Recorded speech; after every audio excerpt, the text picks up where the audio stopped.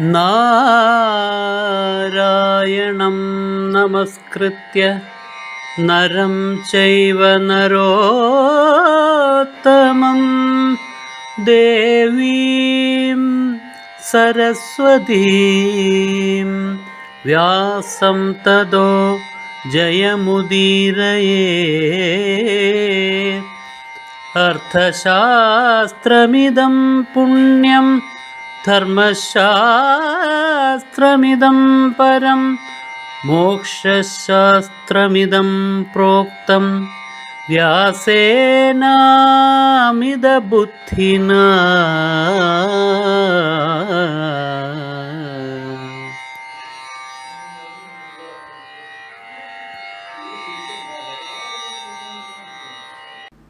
ഒരു കാര്യം അഭ്യസിക്കണമെങ്കിൽ തുടർച്ചയായിട്ട് വർഷങ്ങളോളം അക്കാര്യം ചെയ്ത് തനിക്ക് അതിനെ സ്വാധീനമാക്കി തീർക്കണം.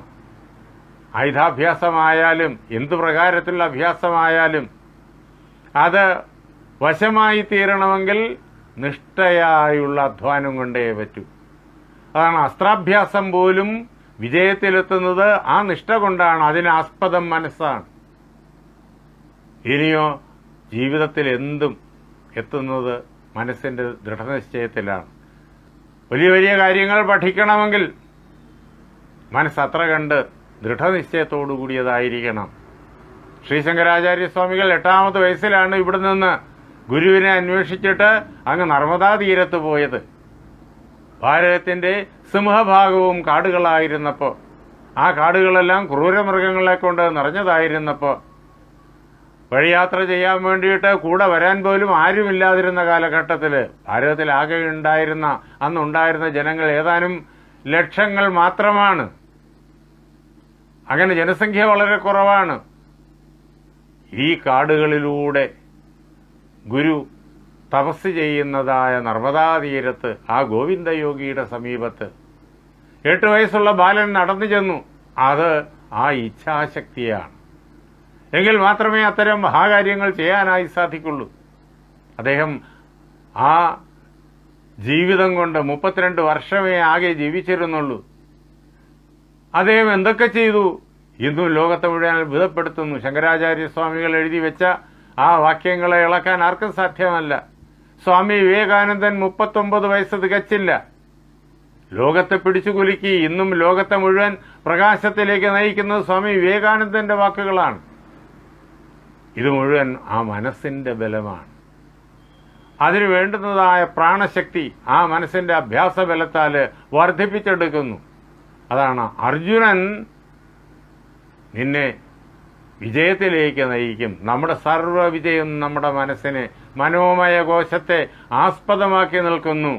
മനസ്സിനെ ചിട്ടപ്പെടുത്താൻ, മനസ്സിനെ കൃത്യമായിട്ട് പ്രവർത്തിക്കാൻ വേണ്ടുന്ന കരുത്തോടുകൂടിയതാക്കാൻ എത്രമാത്രം നാം ശ്രദ്ധിക്കണം എന്ന് വ്യാസന്റെ ഈ വാക്യം നമുക്ക് വ്യക്തമാക്കി തരുന്നു. യോഗവിദ്യ നാം അഭ്യസിക്കുന്ന അതിനു വേണ്ടിയിട്ടാണ്. യോഗ എന്നുള്ളത് വെറുമൊരു വ്യായാമമല്ല.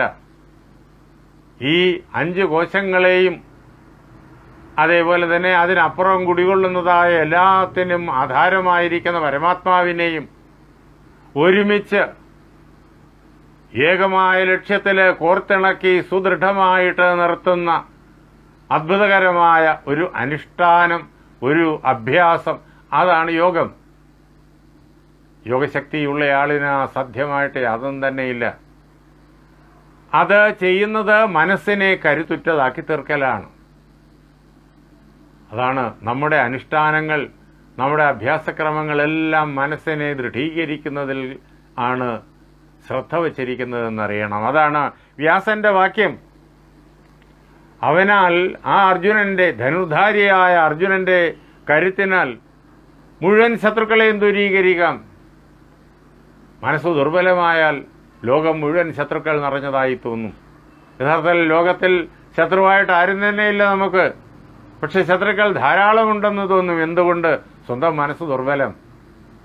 മനസ്സ് കരുത്തുറ്റതായി കഴിഞ്ഞാലോ ലോകത്തിൽ എങ്ങും തന്നെ ശത്രുക്കളില്ല. അഥവാ ആരെങ്കിലും ശത്രുതയോടുകൂടിയിട്ട് മുന്നിൽ വന്നു കഴിഞ്ഞാലോ കരുത്തുറ്റ മനസ്സുകൊണ്ട് നേടിവച്ചിരിക്കുന്ന അഭ്യാസത്തിന്റെ പാടവത്താൽ ആ ശത്രുക്കളെയെല്ലാം അവരുടെ അതിക്രമ പ്രവർത്തനങ്ങളിൽ നിന്നിട്ട് ദൂരേക്ക് നിവാരണം ചെയ്യാനായിട്ട് സാധിക്കും.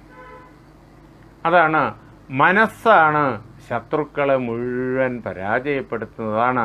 ഏന അഭിഭവിത ശത്രുൻ. അർജുനനാൽ ശത്രുക്കളെ മുഴുവൻ അങ്ങയ്ക്ക് ദൂരീകരിക്കാനായി സാധിക്കും. അവൻ അങ്ങയ്ക്ക് വേണ്ടിയിട്ട് അത് ചെയ്യും. അതിനു വേണ്ടിയിട്ടുള്ളതായ ഉത്തമമായൊരു മന്ത്രം ഞാൻ ഇപ്പോൾ അങ്ങയ്ക്ക് തരാം. ഇത് അങ്ങ് യഥാസമയം അർജുനന് നൽകണം. ഗൃഹാണേമം മയാ പ്രോക്താം സിദ്ധിം മൂർത്തിമതീമിവ വിദ്യാം പ്രതിസ്മൃതിയും നാമ പ്രപന്നായ ബ്രവീമിതേ. അല്ലേ യുധിഷ്ഠിര, അങ്ങ് എന്നെ ശരണം പ്രാപിച്ചിരിക്കുന്നു. ശരണം പ്രാപിച്ചിരിക്കുന്നതായ ശിഷ്യന് വേണ്ടുന്നതായ ജ്ഞാനോപദേശം നൽകേണ്ടത് ഗുരുവിന്റെ ചുമതലയാണ്, നമുക്ക് എല്ലാവർക്കും അറിയാം. അങ്ങനെ എന്നെ ശരണം പ്രാപിച്ചിരിക്കുന്നതായ നിനക്ക് ഞാൻ ഒരു വിദ്യയെ തരുന്നു. വിദ്യ എന്നുള്ളത് പരമാത്മാ മണ്ഡലത്തിലേക്ക് നമ്മെ അനുക്രമം നയിക്കുന്ന ശക്തിമത്തായിരിക്കുന്ന ഉപാസനാ പദ്ധതിയാണ്. അതാണ് വിദ്യ. ഏതൊരു ഉപാസനാ പദ്ധതി കൊണ്ടാണോ ഉള്ളിലിരിക്കുന്ന ആത്മശക്തി ഉണരുന്നത്, അതാണ് വിദ്യ. അതിന് വിപരീതമായിട്ടുള്ളതെല്ലാം അവിദ്യ. ഞാൻ ഈ വിദ്യയെ തരാം. അതിന്റെ പേര് പ്രതിസ്മൃതി എന്നാണ്. ഇത് സിദ്ധിം മൂർത്തിമതീമിവ. ഇത് സിദ്ധിയാണ്. എങ്ങനെ കണ്ണുകൊണ്ട് കാണാവുന്നതെന്ന പോലെ അത്ര കണ്ട് നമുക്ക് സുപരിചിതമായിത്തീരുന്ന വശംബദമായിത്തീരുന്നതായ സിദ്ധിയാണ്. ഞാനത് പറഞ്ഞു തരാം. അത് അങ്ങ് സ്വീകരിച്ചുകൊള്ളുക. ശ്രദ്ധയോടുകൂടിയിട്ട് ഭക്തിയോടുകൂടിയിട്ട് ആ മന്ത്രത്തെ പ്രതിസ്മൃതിയെ അങ്ങ് സ്വീകരിച്ചുകൊള്ളുക. മനസ്സിൽ ഉറപ്പിക്കുക, പ്രാണങ്ങളിൽ ഉറപ്പിക്കുക. അത് ശ്രദ്ധയോടുകൂടി ജപിക്കുക. ഏതൊരു മന്ത്രവും ശ്രദ്ധയോടുകൂടിയിട്ടാണ് ജപിക്കേണ്ടത്, ഗുരുപദേശം അനുസരിച്ചിട്ട്. അങ്ങനെ ശ്രദ്ധയോടുകൂടി ജപിക്കുമ്പോൾ അക്ഷരലക്ഷം ജപിച്ചാൽ, ശ്രദ്ധയുണ്ടെങ്കിൽ ജപിച്ചാൽ, അക്ഷരലക്ഷം ജപിച്ചാൽ അത് ആ മന്ത്രം പരിപൂർണമായിട്ടും നമ്മുടെ പ്രാണന്റെ, നമ്മുടെ മനസ്സിന്റെ, ബുദ്ധിയുടെ, അന്ധക്കരണത്തിന്റെ ഭാഗമായി തീരും. അതിന്റെ ശക്തി നമ്മിലേക്ക് സന്നിവേശിക്കപ്പെടും. മന്ത്രശാസ്ത്രത്തിന്റെ തത്വവും എല്ലാം വ്യാസന്റെ ഈ വാക്കുകൾക്കകത്ത് കിടക്കുന്നു. മഹാഭാരതം ലളിതമല്ല. അർത്ഥം മാത്രം പറഞ്ഞു പോയി കഴിഞ്ഞാൽ ലളിതമാണ്. പക്ഷേ അതിനകത്ത് ഭാരതീയ വേദാന്തത്തിന്റെ, ഭാരതീയ സംസ്കൃതിയുടെ എല്ലാ തലങ്ങളും കിടക്കുന്നു. ഈ മന്ത്രം അങ്ങ് സ്വീകരിക്കുക, അങ്ങ് സിദ്ധി വരുത്തുക. ഇത് അങ്ങ് അർജുനന് കൊടുക്കുക. അങ്ങ് അർജുനന് കൊടുത്തു കഴിഞ്ഞാലോ യാം അവാപ്യ മഹാബാഹുരർജുന സാധയിഷ്യതി. ഈ മന്ത്രം നേടിക്കഴിഞ്ഞാൽ അർജുനൻ സകല ദേവന്മാരെയും പ്രത്യക്ഷമാക്കും. അവരെയെല്ലാം തന്നില് കാരുണ്യമുള്ളവരാക്കി തീർക്കും. അസ്ത്രഹേതോർ മഹേന്ദ്രം ച രുദ്രം ചൈവ അഭിഗച്ഛതു. ഈ അർജുനൻ ഈ മന്ത്രത്തിന്റെ സാധനാബലത്താൽ അസ്ത്രം നേടുന്നതിന് വേണ്ടിയിട്ട്, ദിവ്യാസ്ത്രങ്ങൾ നേടുന്നതിന് വേണ്ടിയിട്ട് ഇന്ദ്രന്റെ സമീപത്തേക്ക് പോകണം. ഗുരുവാണ് ഉപദേശിച്ചു കൊടുക്കുന്നത്. ലൗകികമായിരിക്കുന്ന ദുഃഖങ്ങളുടെയും ഭയപ്പാടുകളുടെയും കെട്ടുപാടുകളിൽ നിന്ന് മോചിക്കാനുള്ള മാർഗം, അതിനുള്ളതായ ബലം, അതിനുള്ളതായ ഉപകരണം കൈവരുന്നതിന് വേണ്ടിയിട്ട് ഇന്ദ്ര സമീപത്തേക്ക് പോകണം. പിന്നെയോ രുദ്രന്റെ സമീപത്തേക്കും പോകണം. ഇന്ദ്രൻ സ്വർലോകത്തിൽ ഇരിക്കുന്നയാളാണ്, സ്വർലോകവാസിയാണ്, സ്വർലോകത്തിലെ ദേവന്മാരുടെ രാജാവാണ്. എന്താ സ്വർലോകം? അതെവിടെയാ കുടികൊള്ളുന്നത്? നമ്മുടെ ഉള്ളിലാണ് സ്വർലോകം. നമ്മുടെ ഈ സ്ഥൂല ശരീരം ഭൂലോകത്തിന്റെ ഭാഗമാണ്. പാണ്ഡവന്മാരുടെ ജനനകഥ ചർച്ച ചെയ്യുമ്പോഴെല്ലാം ഇത് ഹ്രസ്വമായിട്ടാണെങ്കിലും സൂചിപ്പിച്ചു കഴിഞ്ഞിരുന്നു. നമ്മുടെ തൊട്ട് ഉള്ളിലുള്ളതായ പ്രാണൻ അത് ഭൂർലോകത്തിന്റെ മണ്ഡലമാണ്. അതിന്റെ ഉള്ളിലുള്ളതായ മനോമയ കോശം അത് സ്വർലോകത്തിന്റെ ഭാഗമാണ്. ഈ പ്രപഞ്ചത്തിലെ ആ മനസ്സ്, പ്രപഞ്ച മനസ്സ്, അതിന്റെ ഭാഗമാണ് നമ്മുടെ മനസ്സ്. പ്രപഞ്ച മനസ്സിന്റെ ഒരു ബിന്ദു മാത്രം നമ്മുടെ മനസ്സ്. നാം നമ്മുടെ മനസ്സിനെ മാത്രമേ തൽക്കാലം അറിയുന്നുള്ളൂ. പക്ഷേ ഇത് പ്രപഞ്ച മനസ്സിന്റെ ഭാഗമാണ്. ഈ പ്രപഞ്ച മനസ്സും നമ്മുടെ മനസ്സും തമ്മിലുള്ളതായ ബന്ധത്തെ യോഗ വിദ്യയിലൂടെ നാം നേരിട്ട് പ്രത്യക്ഷമായി അനുഭവിച്ചിട്ട് ആ പ്രപഞ്ച മനസ്സിൽ ഉറച്ച് നിൽക്കുവാനുള്ള ശേഷി കൈവരിച്ചാൽ നാം എത്തി നിൽക്കുന്നത്, കീഴടക്കി നിൽക്കുന്നത് സ്വർലോകത്തെയാണ്. ഈ പ്രപഞ്ച മനസ്സ്, പ്രപഞ്ചത്തിന്റെ മനോമണ്ഡലം, അതാണ് സ്വർലോകം. അല്ലാതെ സ്വർലോകം വേറെ എങ്ങുമല്ല, ദൂരെ എങ്ങുമല്ല, ആകാശത്തെങ്ങുമല്ല, റോക്കറ്റിൽ കയറി പോകാനുള്ള ഇടമെങ്ങുമല്ല. അതിന്റെ ഒരു അംശം നമ്മുടെ ഉള്ളിലിരിക്കുന്നു, മനസ്സ്. ആ മനസ്സിനെ നമ്മുടെ നിയന്ത്രണത്തിന് കീഴിലാക്കണം, മനസ്സിനെ കീഴ്പ്പെടുത്തണം, അതിനെ പരമാവധി നിശ്ചലമാക്കണം. പൂർണ്ണ നിശ്ചലതയ്ക്ക് നാം ശ്രമിക്കേണ്ടതാണ്. അവിടെ എത്തുമ്പോഴേക്കും നാം സ്വർലോകത്തെയും കടന്നങ്ങ് പോകും. കുറേയേറെ നിയന്ത്രണത്തിന് വിധേയമായി കഴിഞ്ഞാൽ നാം സ്വർലോകത്തിലായി കഴിഞ്ഞു. അവിടെയാണ് പുരന്തരൻ വസിക്കുന്നത്. ഈ മന്ത്രത്താൽ ആ മനസ്സിനെ കീഴ്പ്പെടുത്തിയിട്ട് സ്വർലോകത്തിന്റെ ഉപരിതലത്തിൽ കുടികൊള്ളുന്ന ആ ദേവശക്തിവിശേഷത്തെ അർജുനൻ പ്രത്യക്ഷമാക്കണം, തനിക്ക് വശമാക്കി തീർക്കണം. അപ്പോൾ ഇന്ദ്രന് വശമായിരിക്കുന്ന എല്ലാ ദിവ്യാസ്ത്രങ്ങളും അർജുനന്റെ കയ്യിൽ വരും. ദിവ്യാസ്ത്രങ്ങൾ അങ്ങനെയാ വന്നു ചേരുക, അലൗകിക സിദ്ധിവിശേഷങ്ങൾ അങ്ങനെയാ വന്നു ചേരുക. അവരവരുടെ ഉള്ളിൽ നിന്നിട്ടാണ് വന്നു ചേരുക. ആരുടെയും സഹായമില്ലാതെ ഭാരതത്തിലെ ഒരു ചെറുപ്പക്കാരൻ എങ്ങനെയാണ് അങ്ങ് ചിക്കാഗോയിൽ 100 വർഷങ്ങൾക്കപ്പുറം ചിക്കാഗോയിൽ എത്തിച്ചേർന്നിട്ട് ലോകത്തെ മുഴുവൻ പിടിച്ചു കുലുക്കിയത്?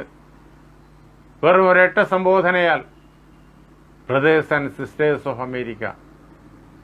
എങ്ങനെയാ ലോകത്തെ പിടിച്ചു കുലുക്കിയത്? അതിന്റെ അനുരണനങ്ങൾ ഇപ്പോഴും ലോകം മുഴുവൻ കേട്ടുകൊണ്ടിരിക്കുന്നുണ്ടല്ലോ.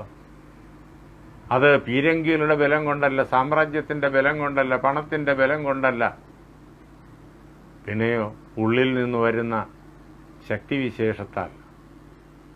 അങ്ങനെ ഉള്ളിലെ ആ അത്ഭുതകരമായ ഈശ്വര തത്വത്തെ ഉണർത്തുമ്പോഴേക്കും സ്വാഭാവികമായിട്ടും ആർക്കും വന്നു ചേരുന്ന സിദ്ധിവിശേഷമാണ് ഇത്. അതുകൂടിയാണ് വ്യാസൻ ഇവിടെ പറഞ്ഞു വെച്ചത്. ഈ അർജുനൻ ഞാൻ തരുന്ന ഈ മന്ത്രത്തിന്റെ സാധന കൊണ്ട് ഇന്ദ്രനെയും നേരിട്ട് കാണും, അദ്ദേഹത്തെയും പ്രീതനാക്കി തീർക്കും, അദ്ദേഹത്തെയും തന്നിൽ സ്നേഹമുള്ളവനാക്കി തീർക്കും. അതേപോലെ തന്നെ അതിനും അപ്പുറത്ത് ഈ പ്രതിസ്മൃതി എന്നുള്ളതായ മന്ത്രോപാസനയാൽ ഇന്ദ്രമണ്ഡലവും കടന്ന് കൈലാസമണ്ഡലം വരെ എത്തിയിട്ട് അത് സത്യലോകത്തോളം ഉയർന്നാണ്, അതിനും അപ്പുറം ഉയർന്നാണ്. കൈലാസത്തോളം എത്തിയിട്ട് അതിനധിപതിയായിരിക്കുന്ന, ജഗത്തിന് മുഴുവൻ അധിപതിയായിരിക്കുന്ന രുദ്രനെയും നേരിട്ട് കാണും, അദ്ദേഹത്തെയും സംപ്രീതനാക്കി തീർക്കും, അദ്ദേഹത്തിന്റെ അനുഗ്രഹവും നേടും. അതോടൊപ്പം തന്നെ ഇന്ദ്രനെ അദ്ദേഹം പ്രത്യക്ഷമാക്കുന്നതോടൊപ്പം തന്നെ ഇന്ദ്രന്റെ ഭരണത്തിന് കീഴിലാണല്ലോ ദേവന്മാരെല്ലാവരും. അവരെല്ലാവരും അർജുനന് അനുഗ്രഹങ്ങൾ യാതൊരു സംശയവും കൂടാതെ, യാതൊരു ലോപവും കൂടാതെ ചൊരിയും. വരുണം ച കുബേരം ച ധർമ്മരാജം ച പാണ്ഡവ ശക്തോ ഹ്യേഷ സുരാൻ ദ്രഷ്ടും തപസാ വിക്രമേണ ച. തപസ്സുകൊണ്ടും വിക്രമം കൊണ്ടും പരാക്രമം കൊണ്ടും ഈ അർജുനൻ വരുണനെയും കുബേരനെയും ധർമ്മരാജാവിനെയും ഒക്കെ നേരിട്ട് കാണും, അവരുടെ അനുഗ്രഹങ്ങളെല്ലാം നേടിയെടുക്കും. അതിനുള്ളതായ കരുത്ത് ഇവന് വന്നു ചേരും, ആ കരുത്ത് ഇവനിൽ ഉണരും. അതിന് ഈ മന്ത്രം അവന് പ്രയോജനപ്പെടും. ഈ അർജുനൻ ആരെന്നറിയോ? നമ്മുടെ മനസ്സെന്താണ് എന്ന് നമുക്ക് പരിചയപ്പെടുത്തി തരികയാണ് വ്യാസൻ. ഈ ജഗത്തിന്റെ മുഴുവൻ രഹസ്യം നേരിട്ടറിയുന്ന വ്യാസൻ, പരമാത്മസ്വരൂപനായ വ്യാസൻ നമ്മോട് നേരിട്ട് പറയാണ്. ഇത് യുധിഷ്ഠിരനോടുള്ള വാക്യം മാത്രമല്ല, യുധിഷ്ഠിരൻ ഒരു ഉപകരണം മാത്രം. യുധിഷ്ഠിരനോട് പറയുന്നതിലൂടെ നമ്മോടാണ് പറയുന്നത്. ഈ അർജുനൻ ആരെന്നറിയോ? ഋഷിരേഷ മഹാതേജ നാരായണ സഹായവാൻ. ഈ അർജുനൻ ഋഷിയാണ്, വളരെയേറെ കരുത്തനായ ഋഷിയാണ്. ആ ഋഷി ആരുടെ സഹായത്തോടു കൂടിയവനാണ്? നാരായണന്റെ സഹായത്തോടു കൂടിയവനാണ്. നാരായണന്റെ അനുഗ്രഹവും സാന്നിധ്യവും സഹായവും ഉള്ളവനായ നരഋഷിയാണ് ഈ അർജുനൻ എന്നറിഞ്ഞുകൊള്ളണം, നമ്മുടെ മനസ്സ് അതാണ്, നര ഋഷിയാണ്. പക്ഷേ ആ വസ്തുത മറന്നു കഴിയുമ്പോഴേക്കും ഞാൻ ഈ ദുർബലമായ ശരീരം മാത്രമാണ് എന്ന് വിചാരിച്ചു കഴിയുമ്പോഴേക്കും നാം യഥാർത്ഥത്തിൽ നമുക്കുള്ളതായ കരുത്തിനെ സ്വയം മറച്ചു വയ്ക്കുന്നു, നാം അറിയാതെ മറച്ചു വയ്ക്കുന്നു. അങ്ങനെ കരുത്തിനെ വിസ്മരിക്കുമ്പോഴേക്കും അത്ഭുതങ്ങൾ ചെയ്യാനുള്ള ശേഷി നഷ്ടപ്പെടുന്നു. പക്ഷേ എപ്പോഴാണോ താൻ നര ഋഷി തന്നെയാണ് എന്നുള്ള സത്യം അറിയുന്നത്,